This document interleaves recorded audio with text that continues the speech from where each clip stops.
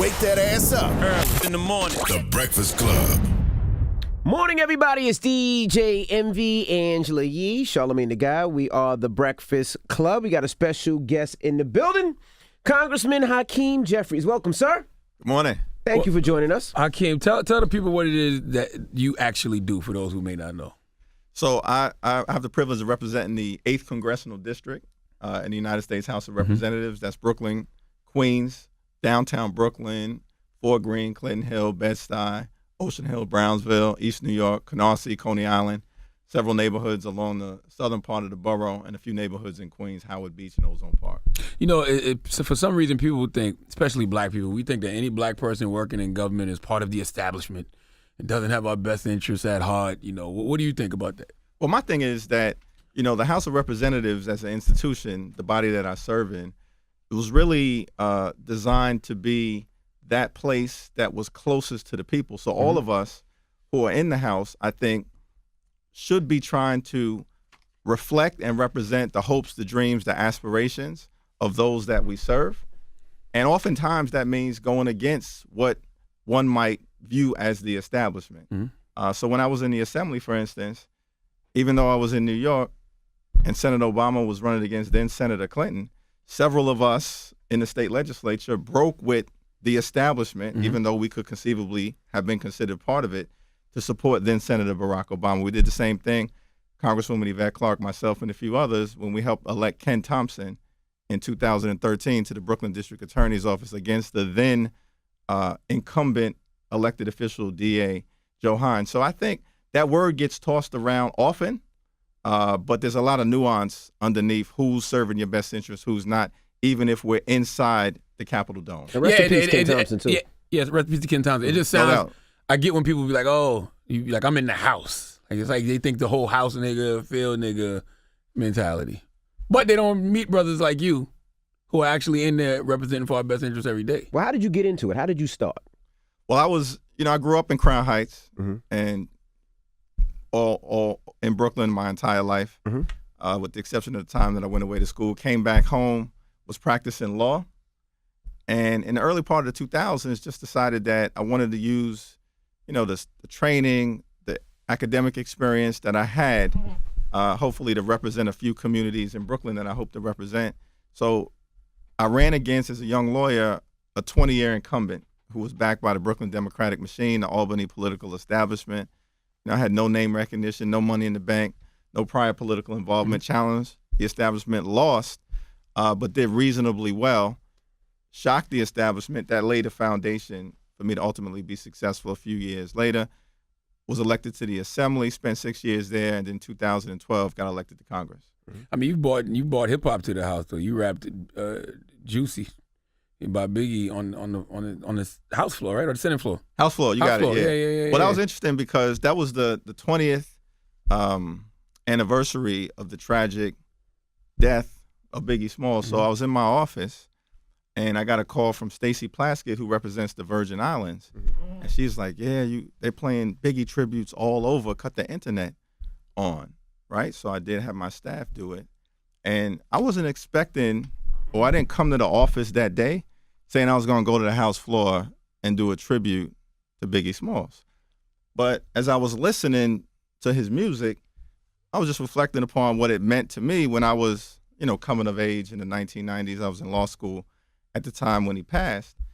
And I said to my staff, you know what? I'm going to go to the House floor and give a tribute to Biggie Smalls on this occasion. Some of my staff, that's a good idea. Others was like, nah, you can't do that. You're a member of Congress. Yeah. And then I said, well, check the House record and see whether there have been tributes that have been given to Frank Sinatra or Elvis Presley or Bruce Springsteen. They came back. Yeah, tributes to all three. So if we can tribute and shout them out, Damn right. we should be able to tribute and shout out Biggie Smalls. So that's when I went down to the And what floor. was their reaction? On the floor? Yeah, when you did, it was all a dream. That's what it was. You did Juicy. Yeah, that's right. With a big image of Biggie Smalls with the crown on his head. I think the Republicans were in shock when it was unfolding. They didn't process what was happening, but the reaction from people across the country, and in some instances the world, was amazing. though the most significant text that I got, which I'll never forget, was from Mrs. Wallace late that night and said, just thank you for remembering my son. That's dope. And that alone made it all worth it. So none of the Republicans knew? Mark Rubio knew. Mark Rubio, yeah. So, but he's on the Senate side, so he ain't say it on fold. Okay. So, but none of them in the House knew what you were doing. There were a couple of younger members, yeah. Now listen, is this reparations conversation serious, or just smoke being blown up our ass? Because I feel like it's just a talking point for this election cycle. It's a great question. This is the most serious that I've seen it to date. And I think there's a couple of reasons that explain it. One, we're in what I would call the third backlash moment, right? So this country has always made progress on questions of race, social, economic, racial justice. And then, Charlamagne, as you know, then there's always a backlash, right? So you have the original sin of slavery. In fact, 400 years ago this month, the first slave ship left the west coast of Africa to come to the United States, arrived in August of 1619, Jamestown, Virginia. So we'll be commemorating that solemn occasion over the next few months. Chattel slavery ends, and then you have the Reconstruction era, 13th Amendment, right? Outlaw slavery, 14th Amendment, equal protection under the law, 15th Amendment, guaranteeing the right to vote regardless of race. That's from 1865 to 1878, and then boom, the North pulls out of the South. Reconstruction ends abruptly, and the first backlash moment comes to the United States. Jim Crow rises up in the South, the Black Codes, the lynching epidemic, the KKK, and we deal with that for about 100 years. And then a new moment of progress arises, right, with the Civil Rights Movement, the 1950s, 1960s, Rosa Parks, Fannie Lou Hamer, Dr. King, John Lewis rise up, 64 Civil Rights Act, 65 Voting Rights Act, War on Poverty, Great Society, Medicare, Medicaid, 1968, the Fair Housing Act passed. And then in that same year, King's assassinated in April of 68. Kennedy is assassinated in June of 68. And then Richard Nixon gets elected in November of 1968, running against the progress that had just been made, capitalizing on anxiety with what was called the Southern Strategy. And then you have a second backlash period, anti-bus and anti-affirmative action. The rise of the mass incarceration epidemic starts on Nixon's watch in 71 when he declares a war on drugs. And we deal with that. Reagan accelerates it. And then boom, we have a third moment of progress with the election of Barack Obama. And I remember thinking initially, there's no way that Donald Trump can get elected. We all thought that. Right? Almost all of us thought that. But then after he got elected, I said, you know what? Had we put his election in the context of history and realized that every time there's been meaningful progress, there's a fierce backlash that emerges, we would have probably saw it coming. And that's exactly what took place, right? So we're in a third backlash moment. Now, every time we're in a backlash moment, people rise up to move the country forward. So bringing it back to the reparations conversation, whenever we've made unthinkable progress in America, it's in the midst of a backlash period that we're trying to come out of. So I actually think it's a serious conversation that we're having. And, I support H.R. 40. There's an increasing number of members who support H.R. 40, including the chair of the Judiciary Committee, Jerry Nadler. That's important because the bill's before the Judiciary Committee, as well as the Speaker. Nancy Pelosi has expressed support for it.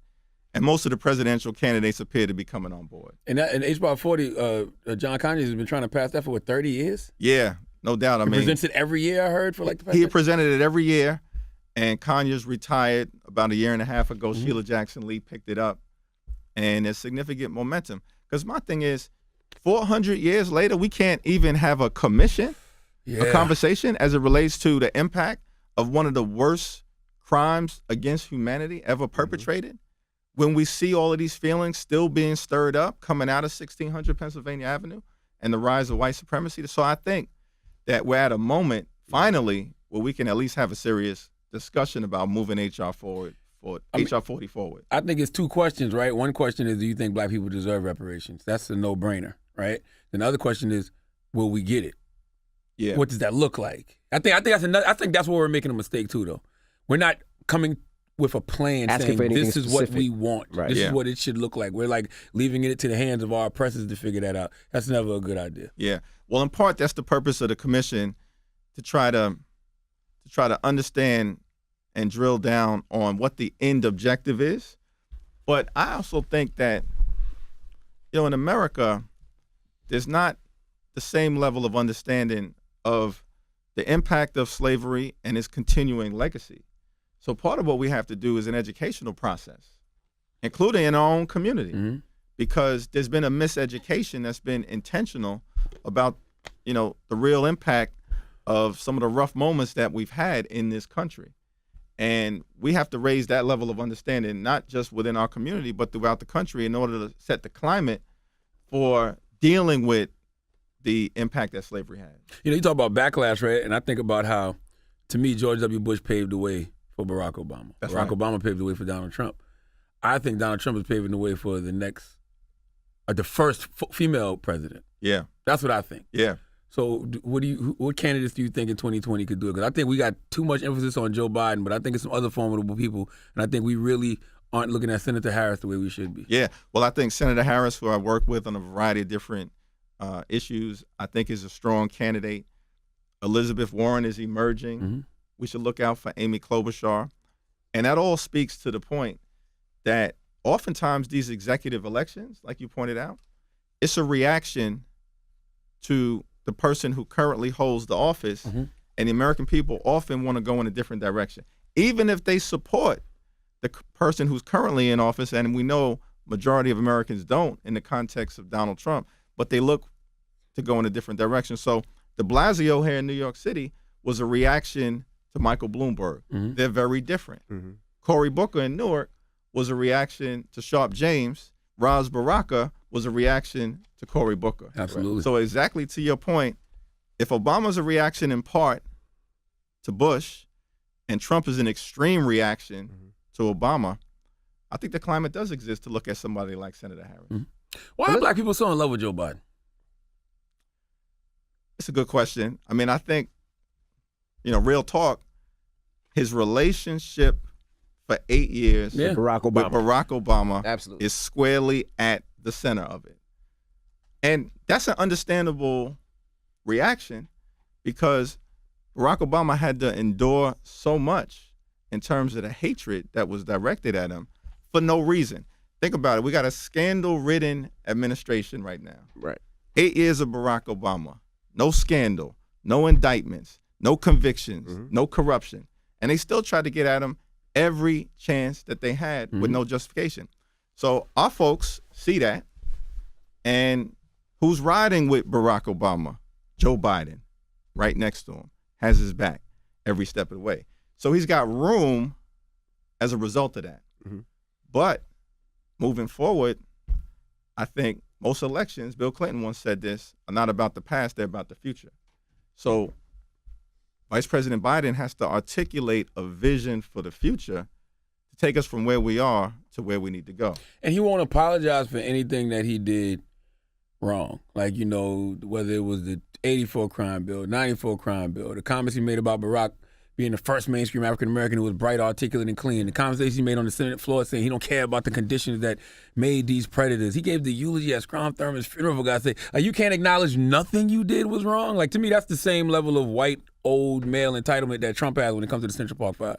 Yeah. Just admit you wrong, and we can move forward. Yeah. Well, I think he certainly made some misstatements, and I think he'd be well served to clarify those, particularly as it relates to the comment I think that was just made in the context of he didn't call me boy, he called me son. Sound right. Now, as I understand it, he's actually told that story before. And in the context of the story that he's told before, he said he didn't call me senator, he called me son. And in this particular instance, for whatever the reason, he changed it up. But that one change has a whole different connotation. Right. So, and I think Reverend Sharpton the other day I saw tried to kind of lay that out for him. And hopefully he gets it. I think he's a good man at heart, but he's going to have to defend his record, including, around the crime bill, just like everybody else has to defend their record. Are we getting a spike in crime in Brooklyn now?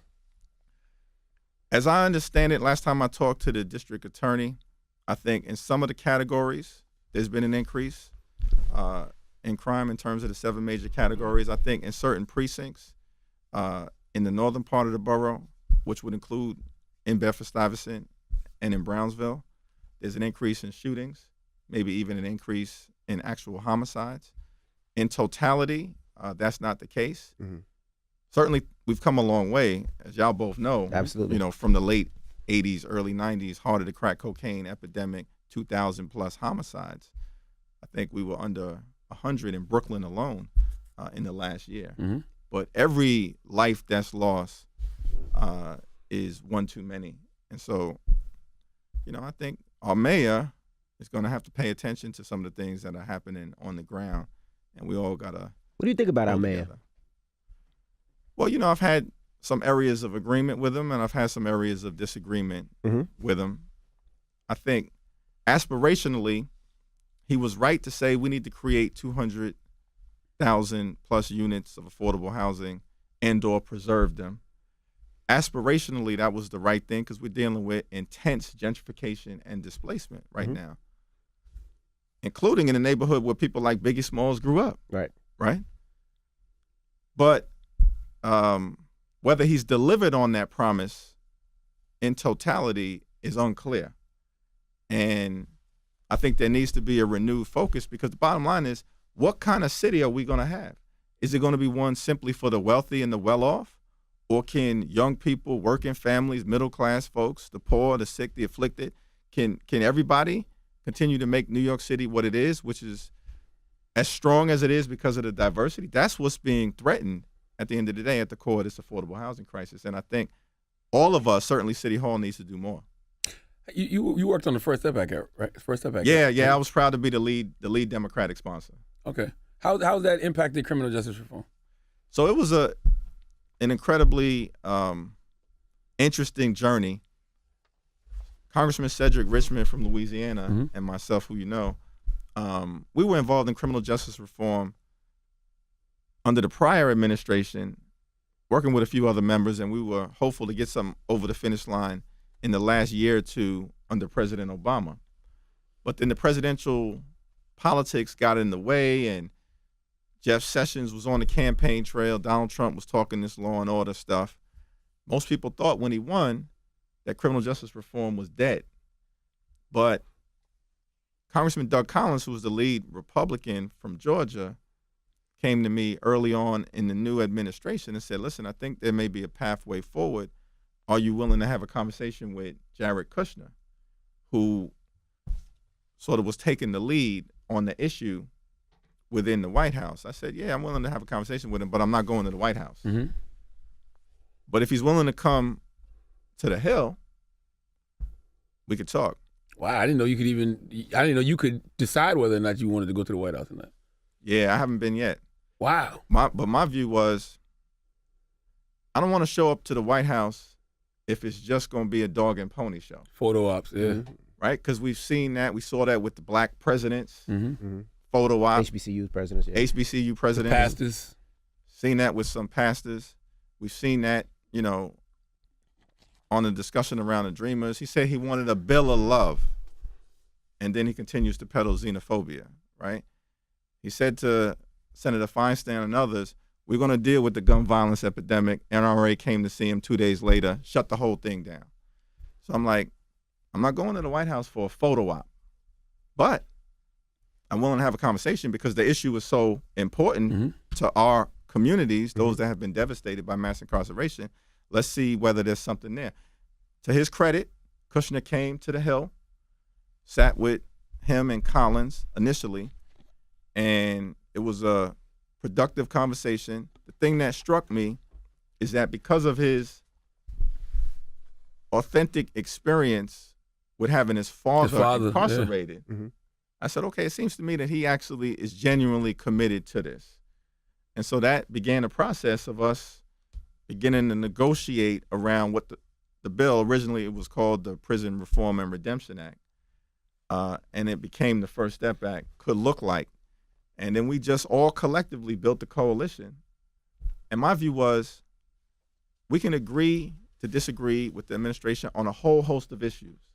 But if we can't come together to try to solve or begin to solve this problem where communities, families, individuals have been devastated by over-criminalization, where we incarcerate more people in America than any other country in the world, then what are we here for? Mm-hmm. Why are we on the Hill? And, we were able to build a case within the House and then the Senate, and then ultimately President signed it into law December 21st. And so, it's going to help currently incarcerated individuals successfully transition back into society. We wanted to make sure that we gave them the skills training, vocational assistance, education, substance abuse treatment, mental health counseling. This is all within the federal system to come out and become productive members of society. We prohibited the outrageous practice of shackling pregnant women who are incarcerated, which was being permitted under law in the United States of America. So we outlawed that. We increased judicial discretion so that judges could hand out sentences that actually are consistent with what justice requires, as opposed to the strict sentencing guidelines that were on the books. And perhaps the most important thing that we did, a whole host of things, but the most important thing was we retroactively applied the change to the crack cocaine, powder cocaine sentencing disparity fix, because there was no justification for that. Originally, it was 100-1. 2010, it dropped down to 18-1, but it wasn't made retroactive. So you had all these brothers who were sitting in the federal penitentiary on sentences that Congress said were unjust. But because it wasn't made retroactive, they're still there. So we made it retroactive, and on January 3rd, the first person was released under that sentencing fix. Matthew Charles, African-American, who was supposed to serve 35-year sentence, was able to get out, and over 1,000 people have got out subsequent to that. So it's a start. Yeah. There's still a lot more work that needs to be done, but we needed to get the ball rolling. I see they couldn't pass marijuana recreational in New York. They're having a hard time with that. Why do you think that is? Well, I think on that issue, many of my former colleagues, Envy, as you know, I served, as I mentioned, in the state legislature, have taken, I believe, the correct position that if we legalize marijuana, we have to make sure that the communities that suffered the most have an opportunity to benefit from the industry and the economic yield that's going to take place when you totally legalize it. Because we've seen the situation in California not go the way that it should in terms of those communities in South Central Los Angeles and same thing in Denver, other places, same thing in Denver. Absolutely. So I think the line in the sand was drawn by many of us inside the state legislature and outside the state legislature to say, if we go down this road, we got to do it differently. Right. To make sure that black and brown communities that were adversely impacted by the war on drugs have an opportunity to have a meaningful seat at the table. They had some crazy stipulations, though. You had to have $1 million in assets or $1 million liquid. Like, they had some crazy boundaries if you wanted to own your own. Yeah, that's what the Marijuana Freedom and Opportunity Act is? Well, yeah, so the Marijuana Freedom and Opportunity Act, our view is that's at the federal level, right? Okay. So Senator Schumer had been leading the charge on that in the Senate, and I introduced a companion bill in the House a few months ago. The most important thing that we can do with it is to deschedule it at the federal level, right? Decriminalize it at the federal level. That's what's possible now. And if we deschedule it at the federal level, then you allow the states to be able to do what the states can do, and you can legitimize the industry in terms of banking and everything else that needs to happen. And we're making the case to our Republican colleagues that y'all are supposed to be about states' rights. That's what federalism is all about, right?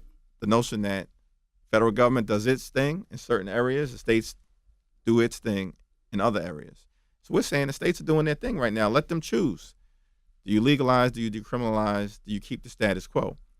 As long as you have this federal overlay where you have, marijuana in the same category as dangerous opioids, heroin, powder, and crack cocaine, you limit the ability for the states to work their will.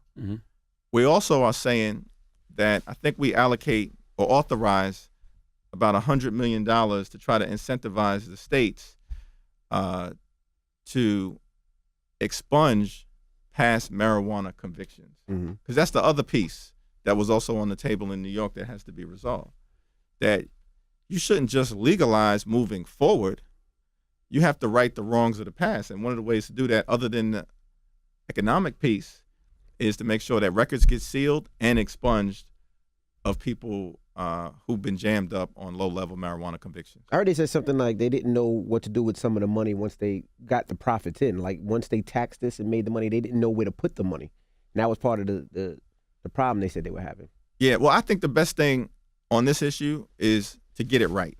And so they took an important step in terms of decriminalization in New York State level, because at least within the last couple of years, this changed really, and it was Ken Thompson, as you said, rest in peace, as the Brooklyn District Attorney, who said, I'm not prosecuting marijuana arrests any further.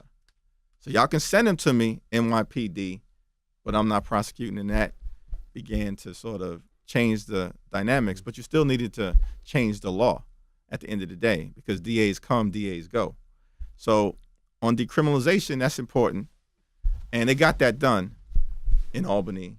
But we have to get the rest right, which means sealing, expungement, economic opportunity. That still irks me. You know, I guess this part of the United States where you can smoke weed in Denver, but if you walk across that state line and you smoke weed, you're going to jail, which is crazy to me how the laws vary from state to state. It's like we're not all the same government, which is crazy to me. Yeah. Well, that is that principle that I was talking about where, you know, when the country was founded, one of those founding principles was, you know, states will retain some authority and jurisdiction to set their own laws, and then the federal government would have power in other areas. Like same thing with abortion. Because the fact that you can't get abortion in this state, but you can get abortion in this, like that's why it's state laws and it's federal laws, and different states have different laws. That's crazy to me. Yeah, it's an interesting balance. I think it's sometimes we got to get it right, but part of the theory was, I think it was former Supreme Court Justice Brandeis who said states should be laboratories for democracy, so that the states could try out different things, and we see what works for and we see what works for everybody. Yeah, what could work for everybody? What could work, or what doesn't work, and then it works its way up to the national level. I got a couple more questions for you, because you talked about reaching across the aisle to get things done, like the First Step Act, and it seems like the way you did it is the right way to do it. Because you see everybody's mad at Biden now because he's like, oh, he called me son. Strom Thurmond was a good guy. So is there a right way and a wrong way to reach across the aisle? Yeah, I think the most important thing, and one of the lessons that I've learned in terms of dealing with the First Step Act, was the other side authentically committed to getting this done, even beyond Kushner. That I was able to figure out when we had the conversations, and that was important because we needed the White House piece. But then in terms of Charlamagne, as you're talking about, within the Congress, are my colleagues in the House and in the Senate willing to do what's necessary to strike a blow against mass incarceration based on their own commitment? Is it real or is it phony? And when I first got to Congress, I was confused at the notion that there was actually a conversation going on between Democrats and Republicans and outside advocacy groups like the Heritage Foundation and the Koch brothers and Grover Norquist, right-wing activists on this issue. So then I said, well, you know what? Let me do a deep dive into what their views are all about. And I realized that fiscal conservatives had become convinced that spending $80 billion a year on mass incarceration when a significant number of people are nonviolent drug offenders and you're not making anyone safer, that's a failed government program. So they cared about their pockets more than they did the actual fiscal conservatives, prison right? reform. Yeah. So their view was, this is a failure. Right. Got you. Right? We can invest this money in a different way. Now, we'll have to debate how to invest it, but they at least agreed $80 billion a year on mass incarceration is a failure. Boom, fiscal conservatives check. Then you had people like Doug Collins, right, who was former Southern preacher, still a Air Force chaplain. Christianity, I grew up in the black church. Y'all know. At its core is about redemption and transformation. And Christian theology is there's only one person who walked the earth sin-free. Jesus. Jesus. Nobody else. So if that's the philosophy, the evangelicals all of a sudden were all in on prison reform, saying somebody makes a mistake, we all make mistakes. They pay their debt to society. We got to help them successfully get a fresh start. Wow. And transform themselves. I said, whoa, evangelicals, the religious right, check. And then you have folks like Rand Paul, right? Third category of the Republican base, libertarians. And libertarians fundamentally are opposed to government overreach. So they say like taxation is government overreach, right? They'd say it's overtaxation. I'd say, no, you have to actually have a strong social safety net. The wealthy, the 1%, they should do their fair share.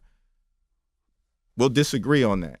We'll disagree on what they would call overregulation. I'd say clean water, clean air, that's consumer protection. But on overcriminalization, we were able to make the case, wait a second, if the government can take away your life or your liberty and they're abusive, you should be concerned about that level of government overreach probably more than anything else. So the libertarians were on board. So I think my view was if you've come to the conclusion that the other side can be convinced through their own philosophy to get to the same place that you think we need to get to as a country, then you actually have a way to move forward and get something good done for the community.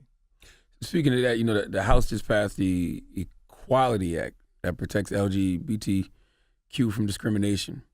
Why don't black people get bills like that? And specifically in regard to police brutality. Yeah.